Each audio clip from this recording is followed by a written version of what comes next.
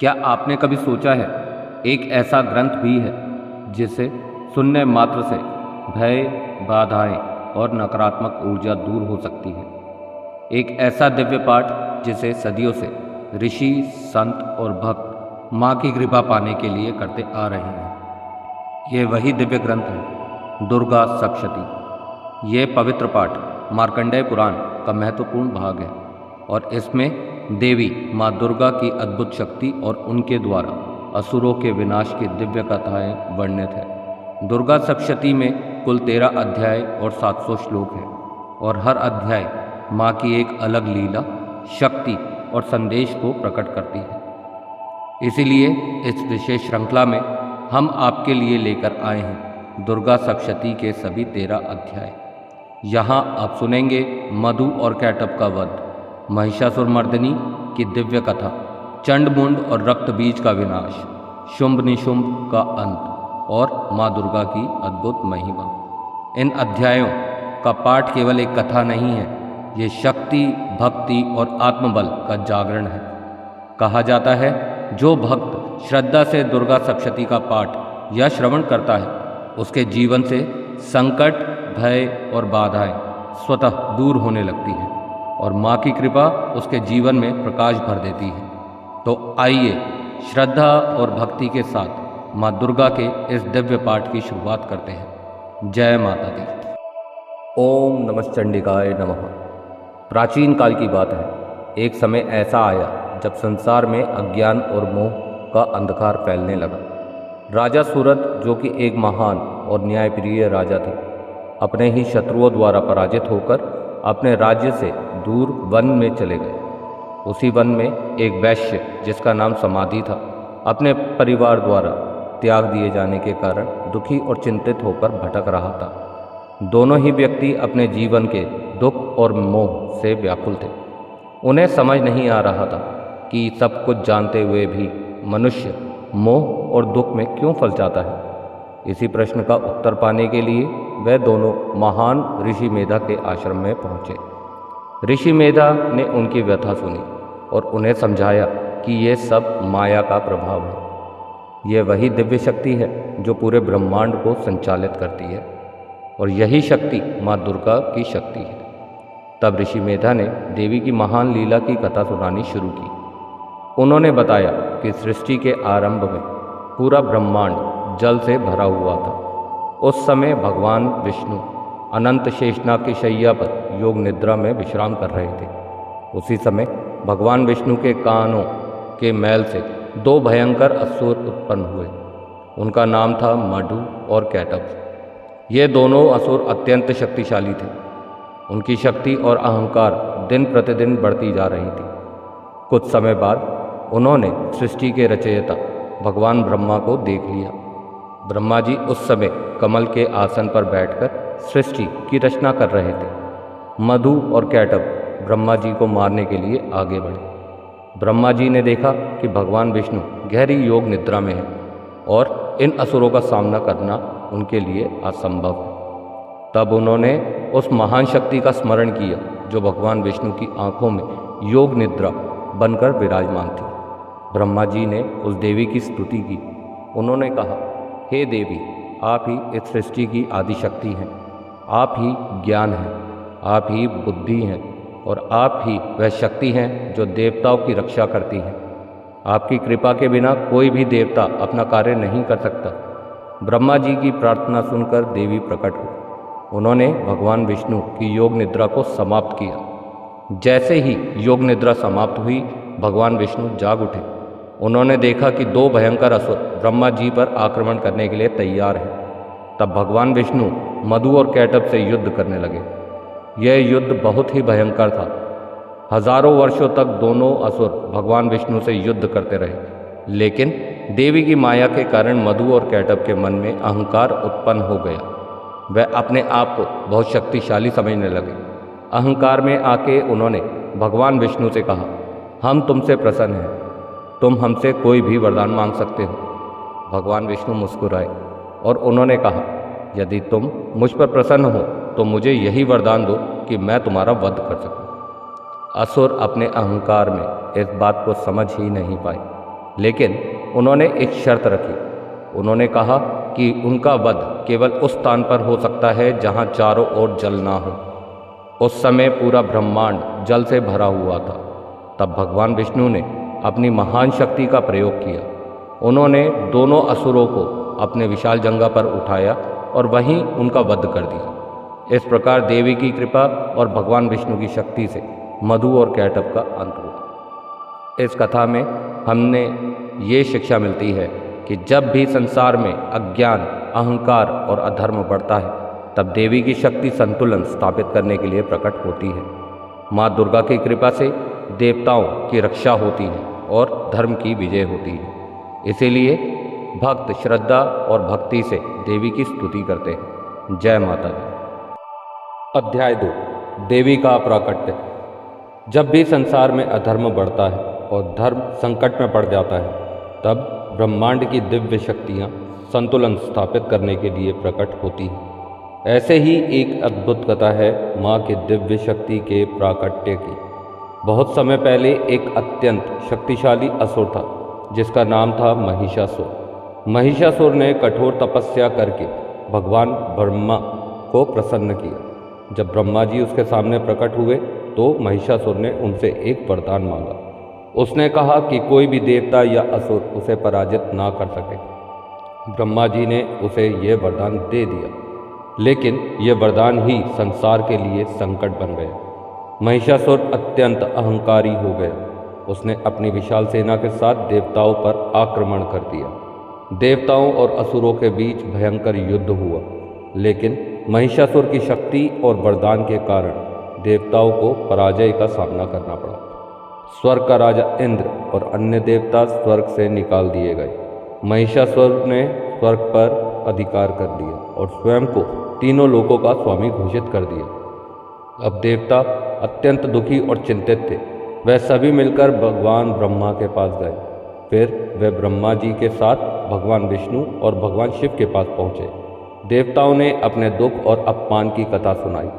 उन्होंने बताया कि महिषासुर के अत्याचारों से पूरे ब्रह्मांड में भय फैल गया। देवताओं की ये बात सुनकर भगवान विष्णु और भगवान शिव को बहुत क्रोध आया। उनके क्रोध से एक प्रचंड दिव्य प्रकाश उत्पन्न हुआ। वह प्रकाश इतना तेज था कि पूरा आकाश चमक उठा। इसी प्रकार सभी देवताओं के शरीर से दिव्य तेज निकलने लगा। भगवान ब्रह्मा का तेज, भगवान विष्णु का तेज, भगवान शिव का तेज और अन्य सभी देवताओं का तेज एक स्थान पर जाकर इकट्ठा होने लगा। यह दिव्य तेज धीरे धीरे एक अद्भुत रूप धारण करने लगा। वह रूप था माँ दुर्गा का। उनका स्वरूप अत्यंत दिव्य और तेजस्वी था। उनका मुख भगवान शिव के तेज से बना। उनके हाथ भगवान विष्णु के तेज से उत्पन्न हुए। उनके चरण ब्रह्मा जी के तेज से उत्पन्न हुए। इंद्र के तेज से उनका वक्षस्थल बना। चंद्रमा के तेज से उनका मुखमंडल चमक उठा। इस प्रकार सभी देवताओं की शक्तियों से माँ दुर्गा का दिव्य तेज प्रकट हुआ। उनका तेज इतना प्रचंड था कि चारों दिशाओं में प्रकाश फैल गया। देवताओं ने उस दिव्य स्वरूप को देखकर आनंद और आश्चर्य से माँ को प्रणाम किया।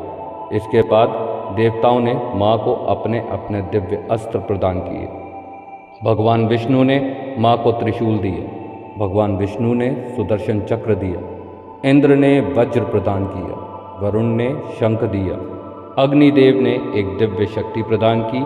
वायुदेव ने धनुष और बाण दिए। यमराज ने काल दंड दिया। कुबेर ने एक दिव्य गदा दी।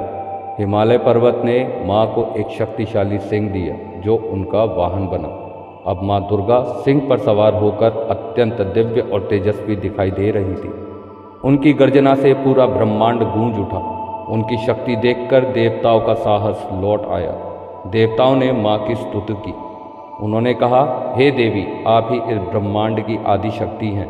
आप ही सृष्टि की रचना करती हैं। आप ही उसका पालन करती हैं और आप ही उसका संहार करती हैं।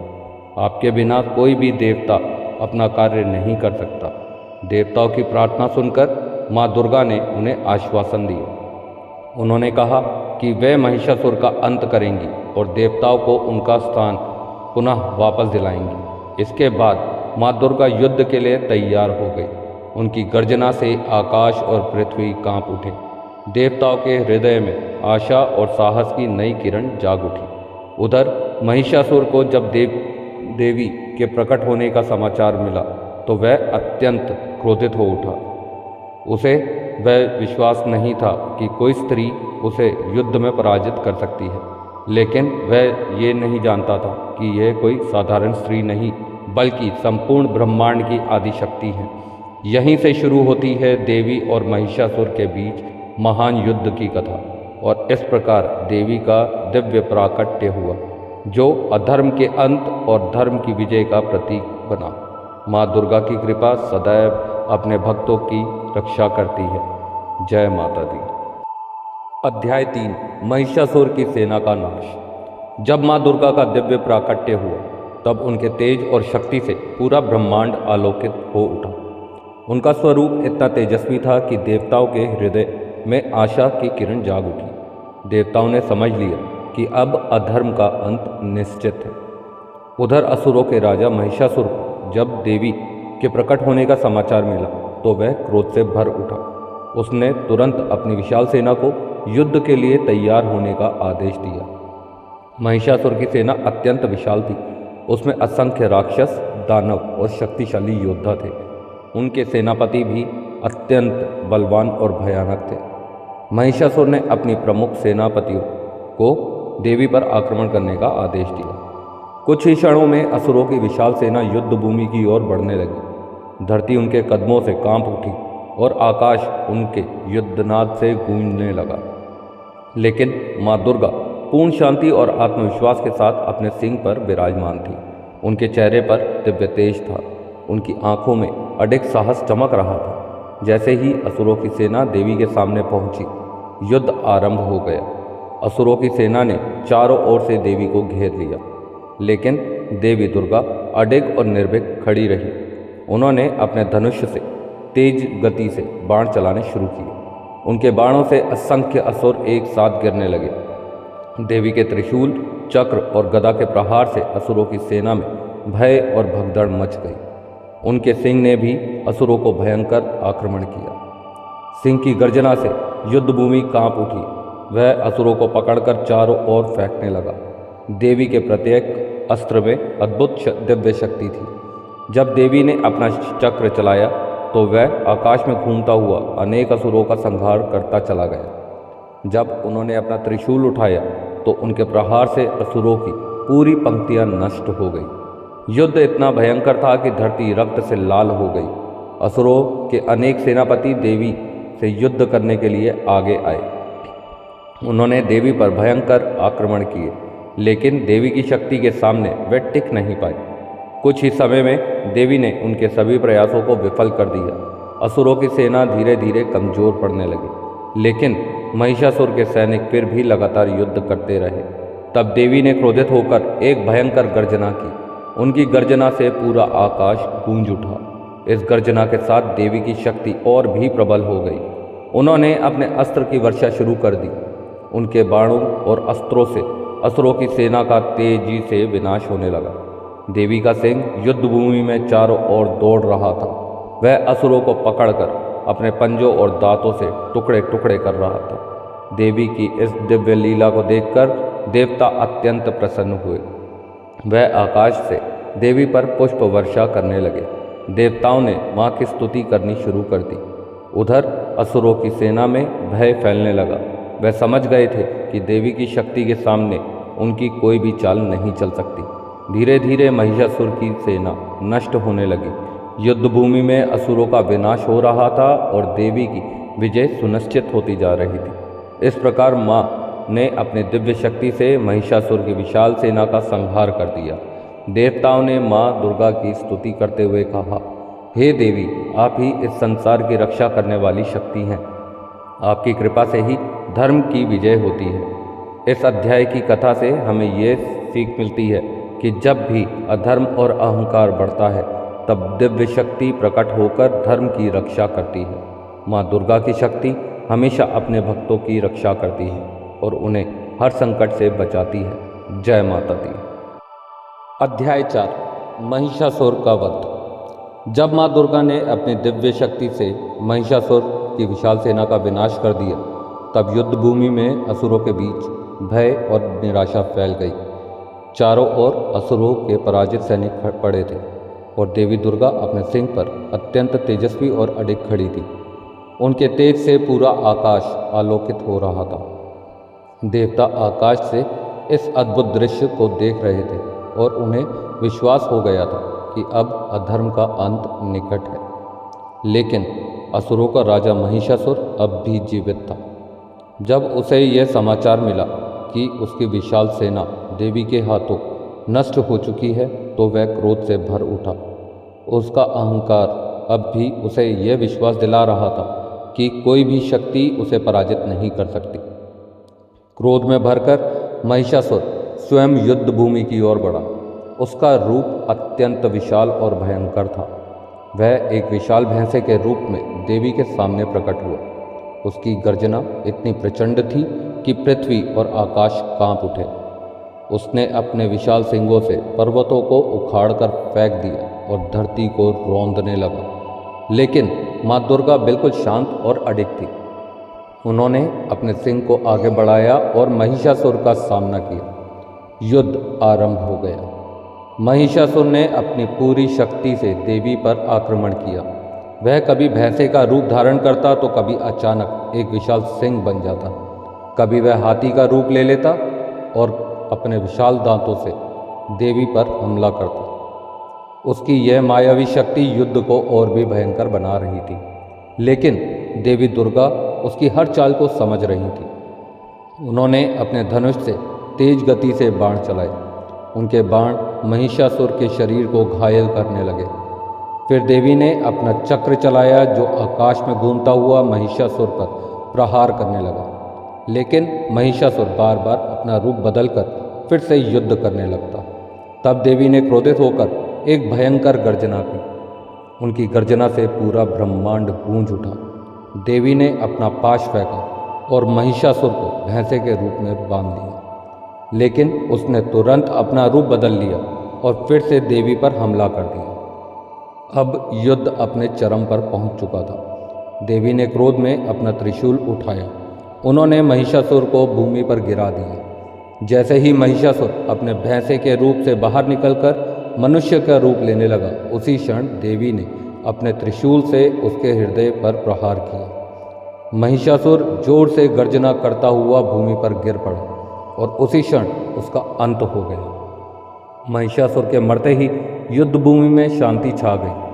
आकाश में देवताओं के शंख और नगाड़े बजने लगे। देवताओं ने आकाश से पुष्प वर्षा की। सभी देवता माँ दुर्गा की स्तुति करने लगे। उन्होंने कहा, हे देवी, आप ही इस संसार की आदि शक्ति हैं। आपके बिना सृष्टि का संतुलन संभव नहीं है। देवताओं ने माँ की महिमा का गुणगान करते हुए कहा, सर्वमंगल मांगल्ये शिवे सर्वार्थ साधिके शरण्ये त्र्यंबके गौरी नारायणी नमोस्तुते। इस प्रकार माँ दुर्गा ने महिषासुर का वध करके धर्म की रक्षा की और देवताओं को उनका स्वर्ग पुनः वापस दिलाया। यह कथा हमें यह सिखाती है कि चाहे अधर्म कितना भी शक्तिशाली क्यों ना हो, अंततः सत्य और धर्म की विजय होती है। माँ दुर्गा की कृपा सदा अपने भक्तों पर बनी रहती है और वह हर संकट में अपने भक्तों की रक्षा करती है। जय माता दी। अध्याय 5 देवी का वरदान। जब माँ दुर्गा ने अत्याचारी महिषासुर का वध किया, तब पूरे ब्रह्मांड में शांति और संतुलन स्थापित हो गए। युद्ध भूमि, जो कुछ समय पहले तक भीषण संघर्ष और विनाश का दृश्य थी, अब वह देवी की विजय से दिव्य प्रकाश से भर उठी थी। देवता, ऋषि और गंधर्व आकाश से ये अद्भुत दृश्य देख रहे थे। उनके हृदय में असीम आनंद और कृतज्ञता भर गई थी। देवताओं ने अनुभव किया कि माँ दुर्गा की कृपा के बिना धर्म की रक्षा संभव नहीं थी। सभी देवता देवी के सामने हाथ जोड़कर खड़े हो गए। उन्होंने विनम्र भाव से माँ की स्तुति करनी शुरू की। देवताओं ने कहा, हे देवी, आप ही इस ब्रह्मांड की आदि शक्ति हैं। आप ही सृष्टि की रचना करती हैं, आप ही उसका पालन करती हैं और आप ही उसका संहार करती हैं। आपके बिना सृष्टि का संतुलन संभव नहीं है। आप ही वह शक्ति हैं जो अज्ञान के अंधकार को मिटाकर ज्ञान का प्रकाश फैलाती हैं। आप ही वह करुणामयी माता हैं जो अपने भक्तों की रक्षा करती हैं। हे माँ, जब भी संसार में संकट आता है और धर्म खतरे में पड़ता है, तब आप स्वयं प्रकट होकर अधर्म का अंत करती हैं। देवताओं की यह स्तुति सुनकर माँ दुर्गा अत्यंत प्रसन्न हुई। उनका मुखमंडल करुणा और शांति से चमक उठा। माँ ने देवताओं से कहा, हे देवताओं, तुम्हारी भक्ति और श्रद्धा से मैं अत्यंत प्रसन्न हूँ। मुझसे कोई भी वरदान मांगो। देवताओं ने विनम्रता से उत्तर दिया, हे देवी, आपने महिषासुर का वध करके हमें अत्याचार से मुक्त किया है। हम आपके इस उपकार को कभी नहीं भूल सकते। यदि आप हमें वरदान देना चाहती हैं तो बस इतना वरदान दीजिए कि जब भी हम संकट में पड़ें, आप हमारी रक्षा के लिए प्रकट हो जाइएगा। माँ दुर्गा मुस्कुराई।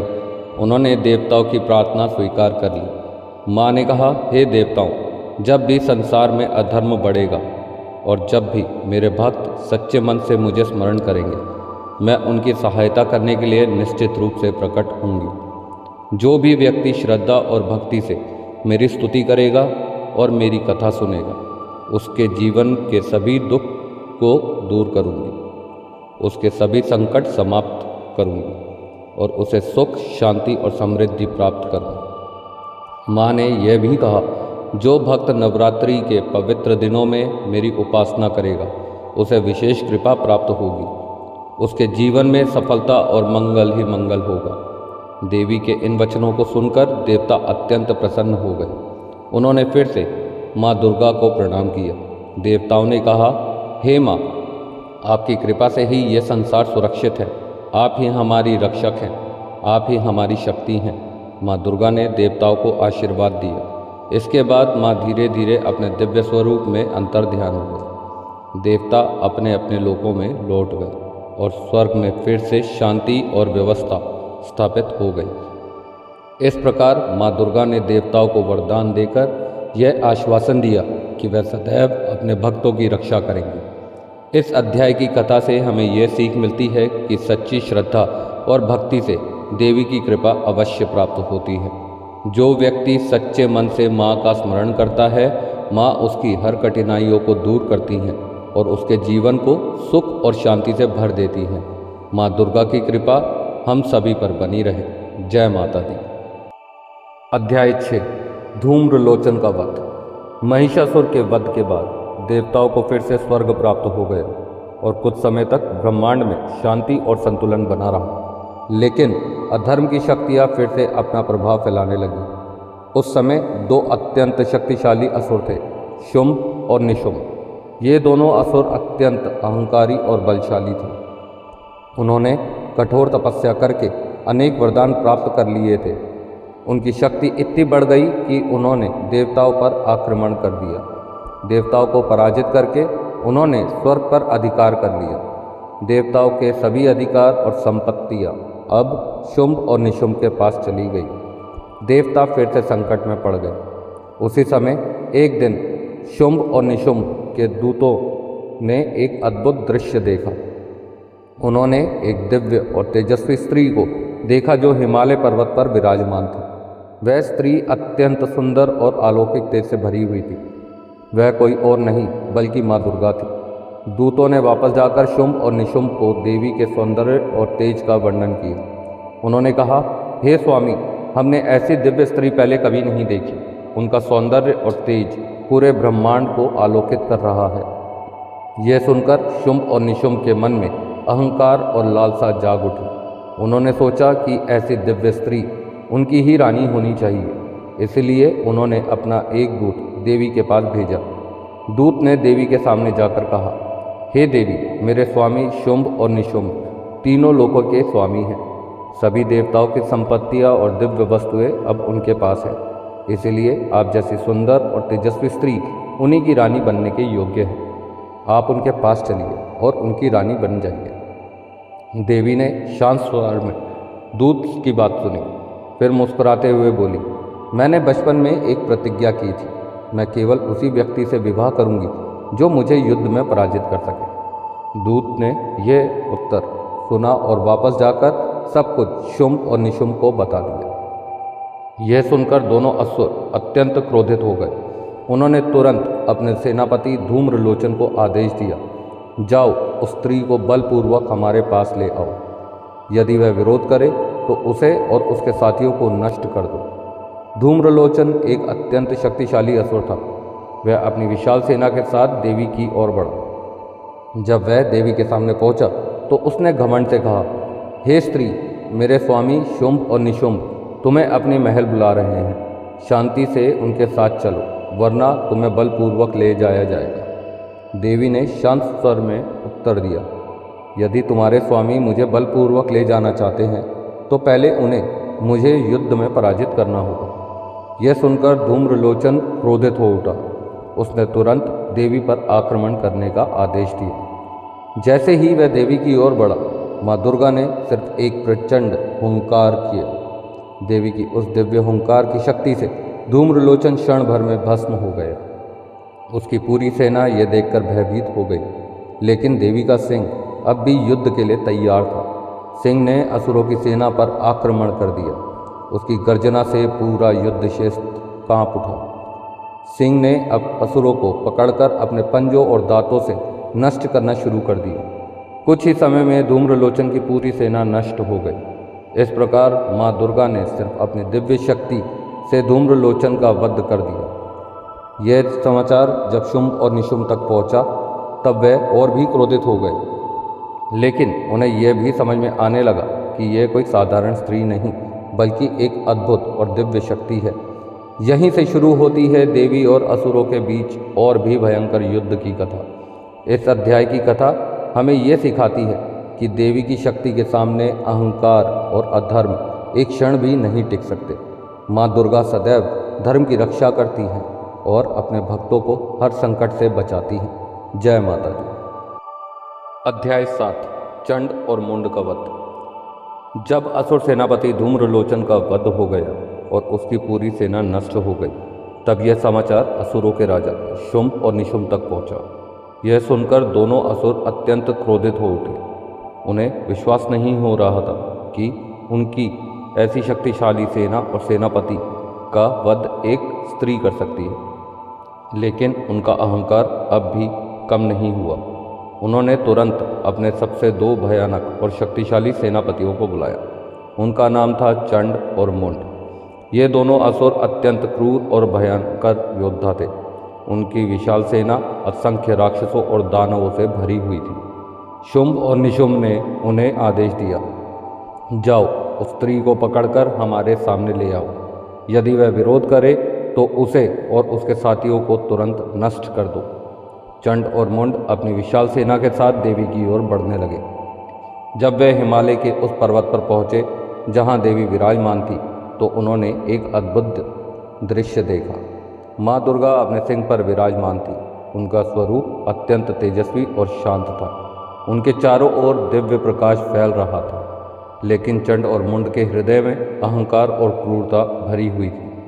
उन्होंने तुरंत अपनी सेना को देवी पर आक्रमण करने का आदेश दिया। असुरों की विशाल सेना चारों ओर से देवी की ओर बढ़ने लगी। तब माँ दुर्गा ने यह देखा कि असुरों की सेना अत्यंत विशाल है और युद्ध अत्यंत भयंकर होने वाला है। उसी क्षण माँ के मुखमंडल पर क्रोध की झलक दिखाई। उनके माथे से अचानक एक अत्यंत भयंकर और शक्तिशाली देवी प्रकट हुई। वह देवी थी माँ काली। उनका स्वरूप अत्यंत उग्र और भयंकर था। उनका शरीर काला था। उनकी आंखें लाल अग्नि के समान चमक रही थीं। उनकी जीभ बाहर निकली हुई थी और उनके हाथों में भयानक अस्त्र थे। उनकी कमर पर असुरों की खोपड़ियों की माला थी। उनके प्रकट होते ही पूरा आकाश उनकी भयंकर गर्जना से गूंज उठा। माँ काली असुरों की सेना की ओर दौड़ पड़ी। उन्होंने अपनी तलवार और खड़ग से असुरों का संहार करना शुरू कर दिया। जहाँ जहाँ माँ काली जाती वहाँ वहाँ असुरों का विनाश होने लगता। वह असुरों को पकड़कर क्षण भर में नष्ट कर देती। कुछ असुरों को वह अपने दांतों से चबा डालती तो कुछ को अपने अस्त्रों से काट डालती। असुरों की सेना में भय और आतंक फैल गया, लेकिन चंड और मुंड अब भी युद्ध के लिए खड़े थे। उन्होंने अपनी पूरी शक्ति से माँ काली पर आक्रमण किया, लेकिन माँ काली की शक्ति के सामने वे टिक नहीं सके। माँ काली तेज गति से आगे बढ़ी और अपने खड्ग से चंड का सिर धड़ से अलग कर दी। इसके बाद उन्होंने मुंड पर आक्रमण किया और कुछ ही क्षणों में उसका भी वध कर दिया। चंड और मुंड का अंत होते ही उनकी पूरी सेना भय से भागने लगी। माँ काली उनके सिर लेकर माँ दुर्गा के पास पहुंची। उन्होंने कहा, हे माँ, चंड और मुंड का वध कर दिया है। यह सुनकर माँ दुर्गा अत्यंत प्रसन्न हुई। उन्होंने माँ काली को आशीर्वाद देते हुए कहा, आज से तुम चामुंडा के नाम से प्रसिद्ध होगी। इस प्रकार माँ काली को चामुंडा नाम प्राप्त हुआ। देवताओं ने आकाश से यह दृश्य देखा और अत्यंत प्रसन्न हुए। उन्होंने आकाश से देवी पर पुष्प वर्षा की। चारों ओर देवी की विजय के जयकारे गूंजने लगे। इस प्रकार माँ दुर्गा की शक्ति से चंड और मुंड का अंत हुआ और अधर्म की शक्ति फिर से कमजोर पड़ गई। यह अध्याय हमें सिखाता है कि जब भी अहंकार और अधर्म अपनी सीमा पार कर देते हैं, तब दिव्य शक्ति उन्हें नष्ट करने के लिए प्रकट होती है। माँ दुर्गा और माँ काली सदैव अपने भक्तों की रक्षा करती हैं और उन्हें हर संकट से बचाती हैं। जय माता दी। अध्याय 8, रक्त बीज का वध। जब अधर्म अपनी सीमा पार कर जाता है, जब दानवों का अहंकार आसमान को छूने लगता है, तब शक्ति स्वयं प्रकट होकर संतुलन स्थापित करती है। देवी महात्मा की दिव्य कथा में अब वह क्षण आता है जब असुरों की सेना के सबसे भयानक और अद्भुत शक्ति वाला दानव रक्त बीज युद्ध भूमि में प्रवेश करता है। रक्त बीज कोई साधारण असुर नहीं था। उसे एक ऐसा वरदान प्राप्त था कि उसके शरीर से गिरने वाली हर एक रक्त की बूंद धरती पर गिरते ही उसी के समान एक नया रक्त बीज उत्पन्न कर देती थी। अर्थात जितना अधिक उसे घायल किया जाता, उतने ही अधिक दानव उत्पन्न हो जाते। युद्ध का नया अध्याय। चंड और मुंड के वध के बाद असुरराज शुंभ और निशुंभ अत्यंत क्रोधित हो उठे। उन्होंने अपनी विशाल सेना को एकत्र किया और अपने सबसे शक्तिशाली सेनापति रक्तबीज को युद्ध भूमि में भेजा। जब रक्तबीज रणभूमि में आया, उसका विशाल शरीर, उसकी लाल अग्नि जैसी आंखें और उसकी गर्जना संपूर्ण आकाश को कंपा देती थी। देवताओं ने जब उसे देखा तो उनके मन में चिंता उत्पन्न हुई, क्योंकि वे जानते थे कि रक्तबीज का वरदान उसे लगभग अजेय बना देता है। उस समय देवी दुर्गा अपने सिंह पर आरूढ़ होकर रणभूमि के मध्य खड़ी थी। उनका तेज सूर्य के समान चमक रहा था और उनके चारों ओर देवताओं की शक्तियों से उत्पन्न अनेक मातृकाएं उपस्थित थीं। ब्रह्माणी, महेश्वरी, कौमारी, वैष्णवी, वाराही, नारसिंगी और ऐन्द्री, ये सब देवी की शक्तियां युद्ध के लिए तत्पर थीं। जब रक्तबीज ने देवी को देखा तो वह जोर से हंस पड़ा। उसे विश्वास था कि उसके वरदान के सामने कोई भी देवता या शक्ति टिक नहीं सकती। युद्ध प्रारंभ हुआ। देवियों ने अपने दिव्य अस्त्रों से रक्तबीज पर प्रहार करना शुरू किया। इंद्र की शक्ति ऐन्द्री ने अपने वज्र से प्रहार किया। वैष्णवी ने अपने चक्र से उसके शरीर को घायल किया। महेश्वरी ने अपने त्रिशूल से उस पर आक्रमण किया, परंतु जैसे ही रक्तबीज के शरीर से रक्त की बूंदें धरती पर गिरी, वैसे ही हजारों नए रक्तबीज उत्पन्न हो गए। कुछ ही क्षणों में पूरा युद्ध क्षेत्र रक्तबीज जैसे असुरों से भर गए। देवताओं की सेना आश्चर्य और भय से भर उठी। जितना अधिक वे युद्ध करते, उतने ही अधिक असुर उत्पन्न हो जाते। अब स्थिति अत्यंत कठिन हो गई। देवताओं ने देवी दुर्गा की ओर देखा और प्रार्थना करने लगे, क्योंकि यह युद्ध साधारण शक्ति से जीतना संभव नहीं था। रक्तबीज का वरदान उसे बार बार पुनर्जीवित कर रहा था। तब देवी ने अपने अद्भुत और रहस्यमयी स्वरूप को प्रकट किया। देवी दुर्गा की भ्रुकुटी से एक अत्यंत और भयानक और प्रचंड शक्ति प्रकट हुई। वह थी देवी काली। उनका शरीर काला था, उनकी आंखों में अग्नि की ज्वाला थी और उनकी जीवा बाहर निकली हुई थी। उनके हाथों में खड्ग और खप्पर थे और उनकी गर्जना से पूरी पृथ्वी कांप उठी। काली का स्वरूप इतना भयंकर था कि दानवों के हृदय भी भय से कांप उठे। देवी दुर्गा ने काली से कहा, हे काली, जब मैं रक्त बीज को घायल करूं और उसके शरीर से रक्त निकले तो तुम उस रक्त को धरती पर गिरने से पहले ही पी लेना, क्योंकि यदि रक्त धरती पर गिरता तो फिर से असंख्य दानव उत्पन्न हो जाते। काली ने देवी की आज्ञा स्वीकार की। अब युद्ध का नया चरण प्रारंभ हुआ। देवी दुर्गा ने अपने त्रिशूल से रक्त बीज पर प्रहार किए। जैसे ही उसके शरीर से रक्त निकला, देवी काली तुरंत आगे बढ़ी और उस रक्त को अपने खप्पर में भर कर पीने लगी। जहाँ भी रक्त की बूंद गिरने वाली होती, काली तुरंत वहाँ पहुँच जाती और रक्त पी लेती। अब रक्त बीज का वरदान धीरे धीरे निष्प्रभावी होने लगा। देवी दुर्गा लगातार उस पर प्रहार करती रहीं और काली उनके रक्त को पीती रही। रक्त बीज के नए रूप उत्पन्न होने बंद हो गए। अब रक्त बीज कमज़ोर होने लगा, उसकी शक्ति घटने लगी और उसका गर्भ भी टूटने लगा। अंततः देवी दुर्गा ने अपने त्रिशूल से एक अंतिम और प्रचंड प्रहार किया। रक्त बीज भूमि पर गिर पड़ा। देवी काली ने उसका सारा रक्त पी ली और इस प्रकार उसके पुनर्जन्म की शक्ति समाप्त हो गई। युद्ध भूमि में रक्त बीज का अंत हो चुका था।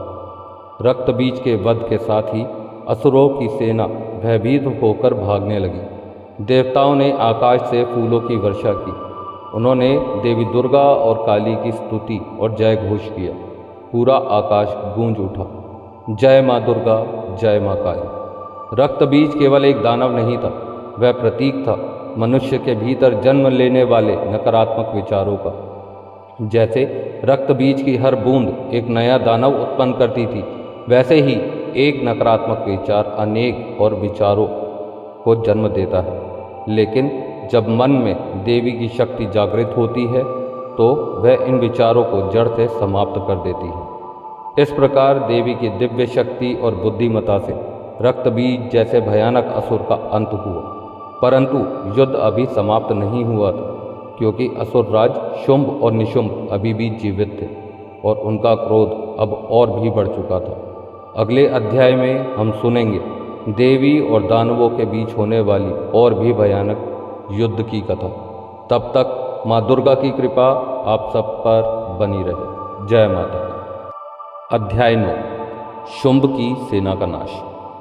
जब धर्म और अधर्म का संघर्ष अपने चरम पर पहुंच जाता है, जब दानवों का अहंकार पूरी सृष्टि को चुनौती देने लगता है, तब देवी की शक्ति केवल रक्षा ही नहीं करती बल्कि अधर्म का पूर्ण विनाश भी करती है। देवी महात्म्य की पवित्र कथा में रक्त बीज के वध के बाद युद्ध का एक नया और भयंकर चरण प्रारंभ होता है। रक्त बीज जैसे महान असुर को नष्ट हो जाने की खबर असुरराज शुंभ और निशुंभ तक पहुंची। यह समाचार सुनते ही उनका क्रोध भयंकर अग्नि की तरह भड़क उठा। उनका अभिमान आहत हुआ था। उन्हें विश्वास ही नहीं हो रहा था कि देवी ने उनकी सबसे शक्तिशाली सेना को पराजित कर दिया। शुंभ ने अपनी विशाल सेना में क्रोधित स्वर में कहा, यह असंभव है। एक स्त्री हमारी इतनी विशाल सेना को कैसे नष्ट कर सकती है। उसने अपने शेष सेनापतियों और योद्धाओं को आदेश दिया, अब समय आ गया है कि हम संपूर्ण शक्ति के साथ देवी पर आक्रमण करें। उसे हर हाल में पराजित करना होगा। शुंभ का आदेश मिलते ही असुरों की एक विशाल सेना युद्ध के लिए तैयार हो गई। वह सेना इतनी विशाल थी कि जब वह युद्ध भूमि की ओर बढ़ी तो धरती कांपने लगी। आकाश धूल से भर गया और दानवों की गर्जना से चारों दिशाएं गूंज उठी। हजारों रथ, असंख्य घोड़े, विशाल हाथी और लाखों असुर सैनिक देवी की ओर बढ़ने लगे। उनके हाथों में भयानक अस्त्र थे और उनके हृदय में क्रोध और अहंकार भरा हुआ था। लेकिन युद्ध भूमि के मध्य देवी दुर्गा शांत और स्थिर खड़ी थी। उनका तेज सूर्य और चंद्रमा के प्रकाश से भी अधिक दिव्य था। उनके सिंह की गर्जना संपूर्ण युद्ध भूमि में गूंज रही थी। देवताओं की शक्तियाँ अब भी देवी के साथ थी। ब्रह्माणी, महेश्वरी, वैष्णवी, कौमारी, वाराही, नारसिंगी, ऐन्द्री और काली सभी देवी की सेना के रूप में उपस्थित थी। उनका तेज इतना प्रबल था कि दानवों की सेना भी क्षण भर के लिए भयभीत हो उठी।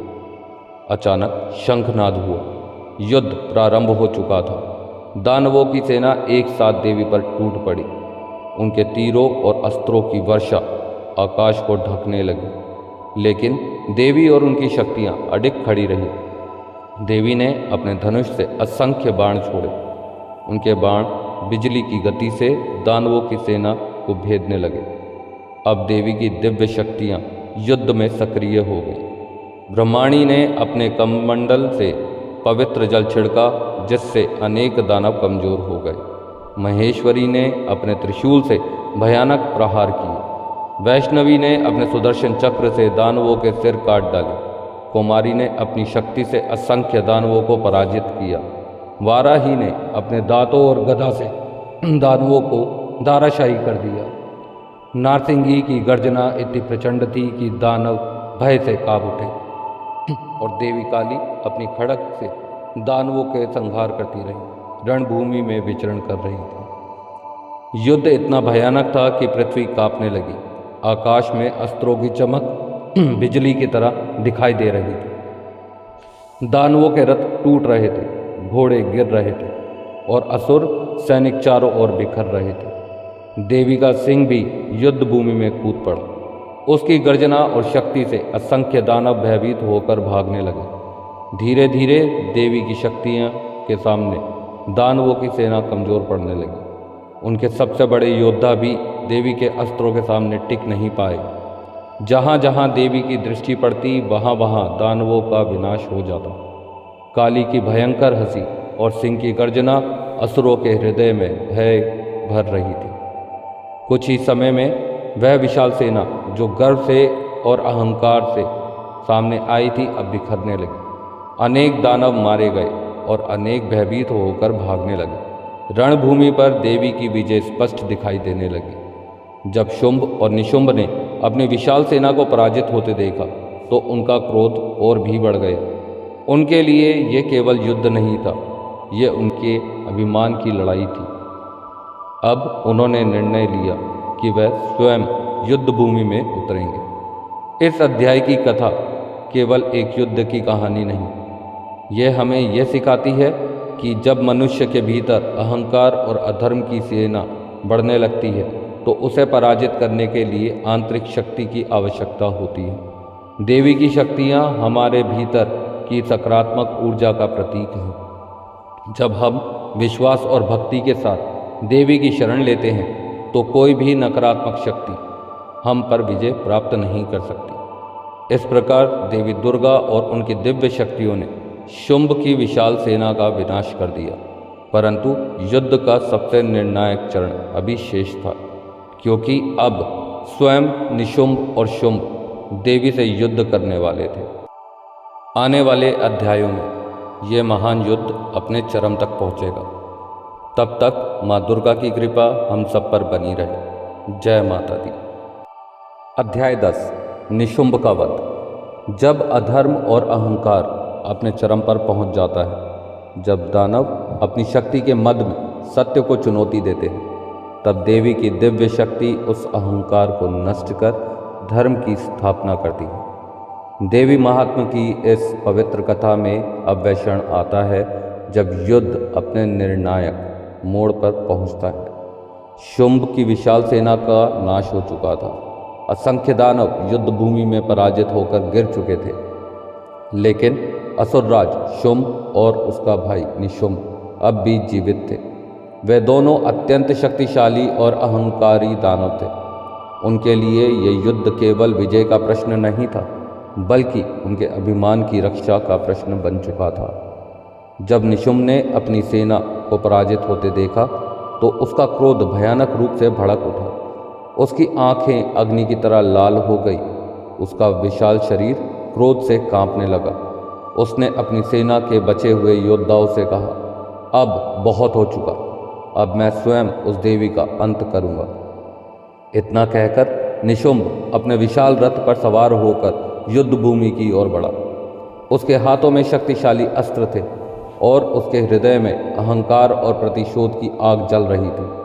उधर युद्धभूमि के मध्य देवी दुर्गा अपने सिंह पर विराजमान थी। उनका स्वरूप अत्यंत शांत और तेजस्वी था। उनके चारों ओर देवताओं की शक्तियां अब भी उपस्थित थीं। काली, ब्रह्माणी, महेश्वरी, वैष्णवी, कौमारी, वाराही और नारसिंगी सभी देवी उनके साथ खड़ी थीं। उनका तेज इतना दिव्य था कि पूरी रणभूमि प्रकाश से भर उठी। निशुंभ ने आते ही देवी पर अपने अस्त्रों की वर्षा कर दी। उसने अपने धनुष से तेज गति से बाण छोड़े। उनके बाण बिजली की तरह देवी की ओर बढ़े, लेकिन देवी ने अपने दिव्य अस्त्रों से उन सभी बाणों को नष्ट कर दिया। देवी ने भी अपने धनुष से प्रचंड बाण छोड़े। उनके बाणों ने निशुंभ के रथ को क्षतिग्रस्त कर दिया। उसके घोड़े गिर पड़े और उसका सारथी भी घायल हो गया। लेकिन निशुंभ अत्यंत शक्तिशाली था। वह तुरंत रथ से कूद पड़ा और अपने हाथों में तलवार और ढाल लेकर देवी की ओर बढ़ा। अब युद्ध और भी भयानक हो गया। निशुंभ ने अपनी तलवार से देवी पर प्रहार किया, लेकिन देवी ने अपने त्रिशूल और खड्ग से उसके हर प्रहार को विफल कर दिया। देवी के सिंह ने भी निशुंभ पर आक्रमण किया और उसकी सेना के बचे हुए सैनिकों को चारों ओर बिखेर दिया। युद्ध के बीच देवी ने अपने त्रिशूल से निशुंभ पर एक प्रचंड प्रहार किया।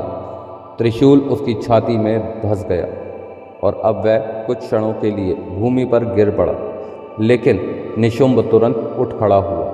उसके शरीर से एक और भयानक दानव उत्पन्न हुआ। यह उसका दूसरा रूप था, जो पहले से भी अधिक शक्तिशाली था। यह देखकर देवता भी क्षण भर के लिए आश्चर्यचकित हो गए, लेकिन देवी दुर्गा अडिग और निर्भय थी। उन्होंने अपने दिव्य अस्त्रों से निशुंभ के उस दूसरे रूप पर भी लगातार प्रहार किए। काली और अन्य देवियां भी युद्ध भूमि में सक्रिय हो गई। उनकी संयुक्त शक्ति के सामने निशुंभ की शक्ति कमजोर पड़ने लगी। अंततः देवी ने अपने त्रिशूल को उठाया और पूरी शक्ति से निशुंभ पर प्रहार किया। त्रिशूल उसके हृदय को भेद गया। निशुंभ की गर्जना धीरे धीरे शांत हो गई। उसका विशाल शरीर युद्ध भूमि पर गिर पड़ा। इस प्रकार अहंकार और अधर्म का प्रतीक निशुंभ समाप्त हो गया। निशुंभ के वध के साथ ही आकाश में देवताओं ने जय ध्वनि गूंज उठी। देवताओं ने आकाश से फूलों की वर्षा की, गंधर्वों ने गीत गाए और अप्सराओं ने नृत्य किया। पूरी सृष्टि में आनंद और शांति का वातावरण फैल गया। लेकिन यह युद्ध अभी समाप्त नहीं हुआ था। जब शुंभ ने अपने भाई निशुंभ को गिरते देखा तो उसका क्रोध और भी भयानक हो गया। अब वह उसके लिए युद्ध केवल शक्ति का नहीं बल्कि प्रतिशोध का युद्ध बन चुका था। उसने देवी को ललकारते हुए कहा, तुम अकेली नहीं हो, तुम्हारे साथ इतनी देवियां और शक्तियां हैं, इसलिए तुम विजय प्राप्त कर रही हो। देवी दुर्गा मुस्कुराई और शांत स्वर में बोली, हे दानव, ये सभी शक्तियाँ मेरी ही स्वरूप हैं। ये कहते ही देवी की सभी शक्तियाँ उनमें पुनः समा गई। अब युद्ध भूमि में केवल माता दुर्गा खड़ी थी। उनका तेज पहले से भी अधिक प्रबल हो चुका था। निशुंभ का वध केवल एक दानव की हार नहीं थी, यह उस अहंकार का अंत था जो मनुष्य के भीतर अज्ञान और शक्ति के घमंड को उत्पन्न करता है। जब मनुष्य अपने भीतर देवी की शक्ति को पहचान लेता है तो वह हर प्रकार के अहंकार और भय पर विजय प्राप्त कर सकता है। इस प्रकार देवी दुर्गा ने निशुंभ का अंत कर दिया, लेकिन अंतिम युद्ध अभी शेष था। अब स्वयं असुर राज शुंभ देवी के सामने खड़ा था। अगले अध्याय में हम सुनेंगे देवी और शुंभ के बीच होने वाला अंतिम और महान युद्ध। तब तक माँ दुर्गा की कृपा हम सब पर बनी रहे। जय माता दी। अध्याय 11 शुंभवध। जब अधर्म का साम्राज्य अपने अंतिम क्षणों पर पहुंचता है, जब अहंकार अपनी चरम सीमा पर खड़ा होता है, तब सत्य और धर्म की विजय निश्चित हो जाती है। देवी महात्मा की इस दिव्य कथा में अब वह क्षण आता है जब युद्ध अपने अंतिम और सबसे निर्णायक चरण में प्रवेश करता है। निशुंभ का वध हो चुका था। असुरों की विशाल सेना नष्ट हो चुकी थी। अब युद्ध भूमि में केवल एक ही शक्तिशाली दानव शेष था। वह था असुर राज शुंभ। जब शुंभ ने अपने भाई निशुंभ को युद्ध भूमि में गिरते हुए देखा तो उसका क्रोध और भी भयानक हो गया। उसकी आंखों में प्रतिशोध की ज्वाला जल उठी। उसने देवी दुर्गा को क्रोध से देखते हुए कहा, हे देवी, तुम अकेली नहीं हो, तुम्हारे साथ इतनी देवियां और शक्तियां हैं, इसीलिए तुम युद्ध में विजय प्राप्त कर रही हो। यदि तुम सच में शक्तिशाली हो तो अकेले मुझसे युद्ध करो। देवी दुर्गा शांत मुस्कान के साथ बोली, हे शुंभ, यह संपूर्ण जगत मेरी ही शक्ति का विस्तार है। ये सभी देवियां मेरी ही शक्तियां हैं। इतना कहते ही देवी के साथ उपस्थित सभी शक्तियां उनके शरीर में पुनः समा गई। काली, ब्रह्माणी, महेश्वरी, वैष्णवी, कौमारी, वाराही, नारसिंगी और ऐन्द्री सभी शक्तियां फिर से देवी के दिव्य स्वरूप में विलीन हो गई। अब युद्ध भूमि में केवल एक ही शक्ति खड़ी थी। वह थी आदिशक्ति माँ दुर्गा। उनका तेज इतना प्रबल था कि पूरी रणभूमि दिव्य प्रकाश से भर उठी। शुंभ ने क्रोध से गर्जना की और अपने विशाल धनुष से असंख्य बाण छोड़े। आकाश बाणों से भर गया, लेकिन देवी ने अपने दिव्य अस्त्रों से उन सभी बाणों को नष्ट कर दिया। देवी के बाण बिजली की गति से शुंभ की ओर बढ़े। उन्होंने शुंभ के धनुष को तोड़ दिया, लेकिन शुंभ अत्यंत शक्तिशाली था। वह तुरंत तलवार और ढाल लेकर देवी की ओर बढ़ा। अब युद्ध और भी भयानक हो गया। शुंभ ने अपनी तलवार से देवी पर प्रचंड प्रहार किए, लेकिन देवी ने अपनी खड्ग और त्रिशूल से उसके हर प्रहार को विफल कर दिया। दोनों के अस्त्रों की टक्कर से आकाश में बिजली सी चमक उठती थी।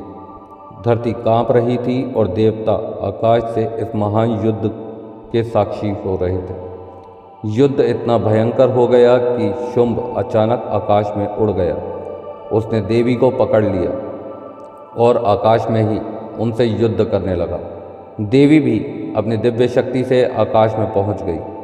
अब युद्ध धरती पर नहीं बल्कि आकाश में हो रहा था। दोनों की टक्कर से पूरी सृष्टि कांप उठी। देवता, ऋषि और गंधर्व आश्चर्य से यह दृश्य देख रहे थे। कुछ समय तक यह भयंकर युद्ध चलता रहा, लेकिन धीरे धीरे शुंभ की शक्ति कम होने लगी। देवी की शक्ति असीम और अनंत थी। अंततः देवी ने अपने त्रिशूल को उठाया और पूरी शक्ति से शुंभ पर प्रहार किया। त्रिशूल उसकी छाती में धंस गया। शुंभ आकाश से गिरते हुए युद्ध भूमि पर आ गिरा। उसकी गर्जना धीरे धीरे शांत हो गई और इस प्रकार अधर्म और अहंकार का प्रतीक असुरराज शुंभ सदैव के लिए समाप्त हो गया। शुंभ के वध के साथ ही युद्ध समाप्त हो गया। देवताओं ने आकाश से फूलों की वर्षा की, गंधर्वों ने मधुर गीत गाए और अप्सराओं ने नृत्य किया। संपूर्ण सृष्टि में शांति और आनंद फैल गया। देवताओं ने देवी की स्तुति करते हुए कहा, हे माँ, आप ही इस जगत की रक्षक हैं, आप ही धर्म की स्थापना करने वाली हैं। शुंभ का वध केवल एक दानव की पराजय नहीं है, यह उस अहंकार का अंत है जो मनुष्य को सत्य से दूर कर देता है। शुंभ और निशुंभ मानव मन के दो बड़े दोषों का प्रतीक है, अहंकार और स्वार्थ। जब मनुष्य देवी की शक्ति और कृपा को स्वीकार करता है, तब ये दोनों दोष समाप्त हो जाते हैं और जीवन में शांति, संतुलन और धर्म की स्थापना होती है। इस प्रकार देवी दुर्गा ने असुर राज शुंभ का वध कर देवताओं और उनके स्वर्गलोक वापस दिलाया और सृष्टि में धर्म और संतुलन की स्थापना की। लेकिन देवी की कथा यहीं समाप्त नहीं होती। अगले अध्याय में देवता माँ दुर्गा की महिमा और स्तुति करेंगे और देवी उन्हें दिव्य वरदान प्रदान करेंगी। तब तक माँ दुर्गा की कृपा आप सभी पर बनी रहे। जय माता दी। अध्याय 12 देवी की स्तुति। जब अधर्म का अंत होता है और धर्म की पुनः स्थापना होती है, तब संपूर्ण सृष्टि में शांति और आनंद का वातावरण फैल जाता है। देवी महात्मा की इस पवित्र कथा में शुंभ और निशुंभ के वध के बाद युद्ध समाप्त हो चुका था। दानवों का अहंकार नष्ट हो चुका था और देवताओं को पुनः उनका स्वर्गलोक प्राप्त हो गया था। अब रणभूमि में केवल देवी का दिव्य और शांत स्वरूप दिखाई दे रहा था। उनका तेज सूर्य के समान चमक रहा था और उनका सिंह गर्व से उनके पास खड़ा था। देवताओं ने जब यह दृश्य देखा तो उनके हृदय श्रद्धा और कृतज्ञता से भर उठे। इंद्र, ब्रह्मा, विष्णु और अन्य सभी देवता देवी के सामने हाथ जोड़कर खड़े हो गए। उनके मन में माँ के प्रति गहरा सम्मान और प्रेम था। उन्होंने देवी को प्रणाम किया और उनकी स्तुति आरंभ की।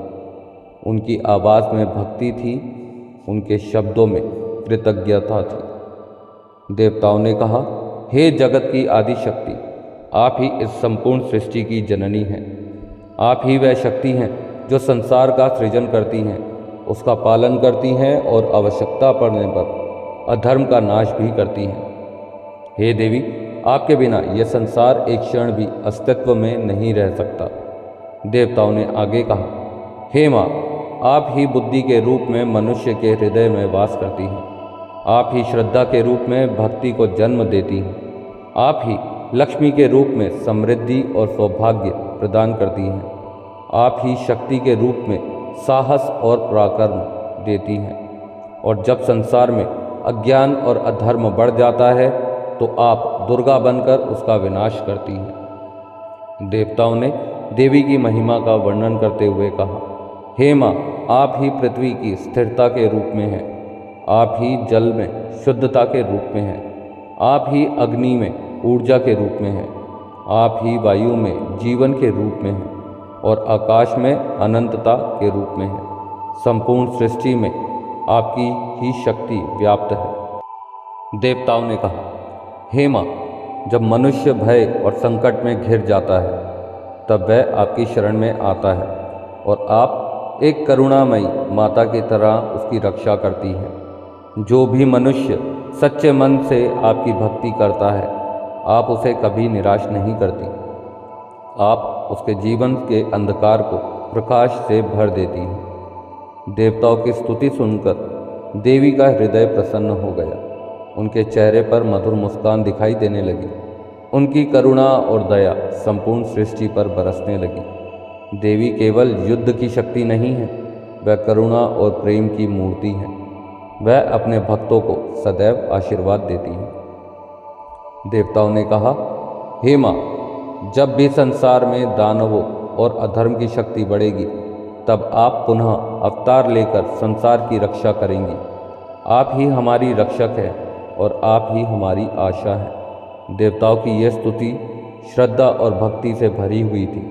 उनकी वाणी में माँ के प्रति असीम विश्वास झलक रहा था। तब देवी ने कहा, देवताओं की इस भक्ति और श्रद्धा को देखकर उन्हें आशीर्वाद दिया। उन्होंने कहा, हे देवताओं, तुम्हारी स्तुति से मैं अत्यंत प्रसन्न हूँ। जब भी संसार में संकट उत्पन्न होगा और जब भी तुम मुझे स्मरण करोगे, मैं अवश्य तुम्हारी सहायता करूँगी। देवी के इन वचनों से देवताओं के हृदय में नई आशा और विश्वास उत्पन्न हुआ। देवी की स्तुति का यह अध्याय हमें एक गहरा आध्यात्मिक संदेश देता है। यह हमें सिखाता है कि देवी केवल बाहरी शक्ति नहीं है, बल्कि वह हमारे भीतर ही निवास करती है। जब हम अपने जीवन में भक्ति, विश्वास और सकारात्मकता को अपनाते हैं तो देवी की शक्ति हमारे भीतर जागृत हो जाती है और तब हम हर कठिनाई और संकट का सामना साहस और धैर्य से कर सकते हैं। इस प्रकार देवताओं ने माँ दुर्गा की महिमा का गुणगान किया और देवी ने उनकी भक्ति से प्रसन्न होकर उन्हें आशीर्वाद दिया। अब देवी महात्मा की कथा अपने अंतिम अध्याय की ओर बढ़ रही है। अगले अध्याय में माँ दुर्गा अपने भक्तों को दिव्य वरदान और आशीर्वाद प्रदान करेंगी। तब तक माँ दुर्गा की कृपा आप सब पर बनी रहे। जय माता दी। अध्याय 13 फलश्रुति। जब किसी दिव्य कथा का समापन होता है तो वह केवल एक कहानी का अंत नहीं होता, बल्कि वह जीवन के लिए एक मार्गदर्शन बन जाता है। देवी महात्मा की इस पवित्र कथा में अब हम पहुंचते हैं इसके अंतिम और अत्यंत महत्वपूर्ण अध्याय पर। यह अध्याय है फलश्रुति। फलश्रुति का अर्थ है उस पवित्र पाठ को सुनने पढ़ने और स्मरण करने से प्राप्त होने वाले दिव्य फल। देवताओं की स्तुति सुनकर माँ दुर्गा अत्यंत प्रसन्न हुई। उनका हृदय अपने भक्तों के प्रति करुणा और प्रेम से भर गया।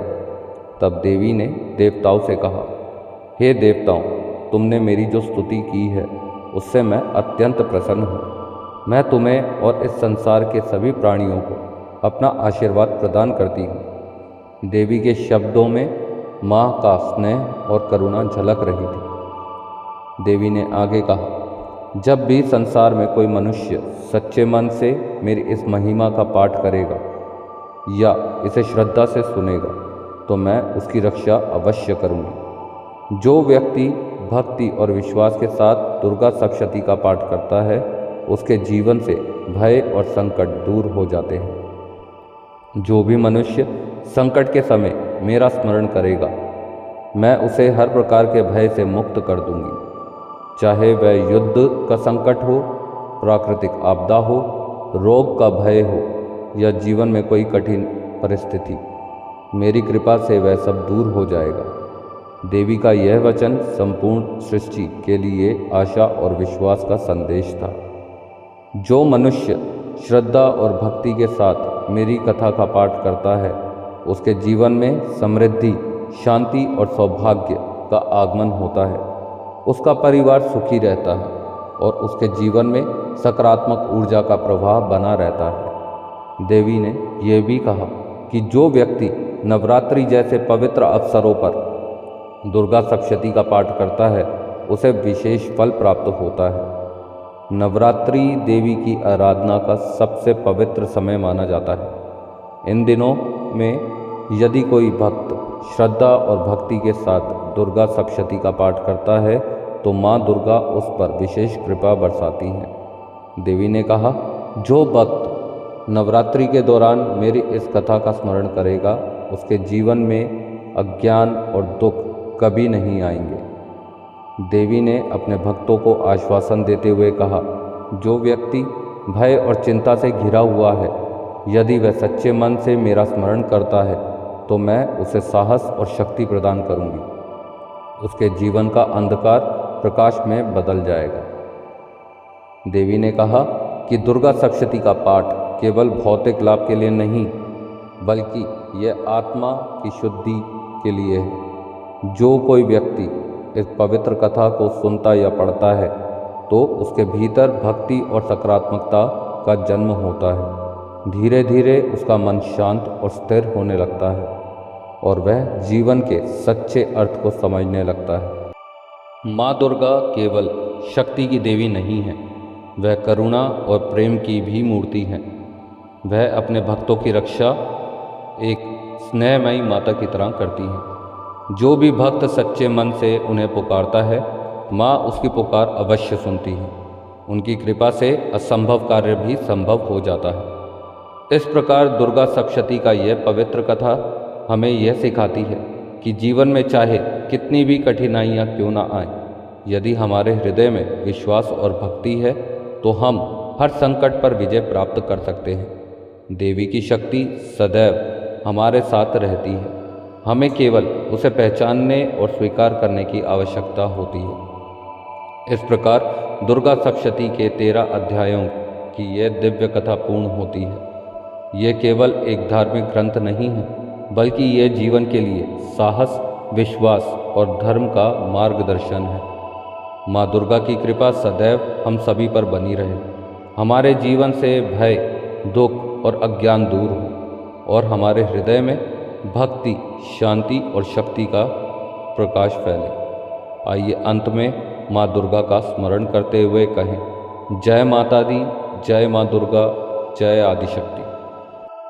सर्वमंगल मांगल्ये शिवे सर्वार्थ साधिके शरणाय त्र्यंबके गौरी नारायणी नमोस्तुते।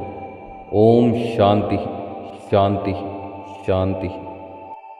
अगर आप भी माँ दुर्गा के भक्त हैं तो इस वीडियो को लाइक ज़रूर करें और ऐसे ही आध्यात्मिक और पवित्र कथा सुनने के लिए हमारे चैनल को सब्सक्राइब करें और कमेंट में लिखें जय माता दी, ताकि माँ दुर्गा की कृपा आपके जीवन पर सदैव बनी रहे।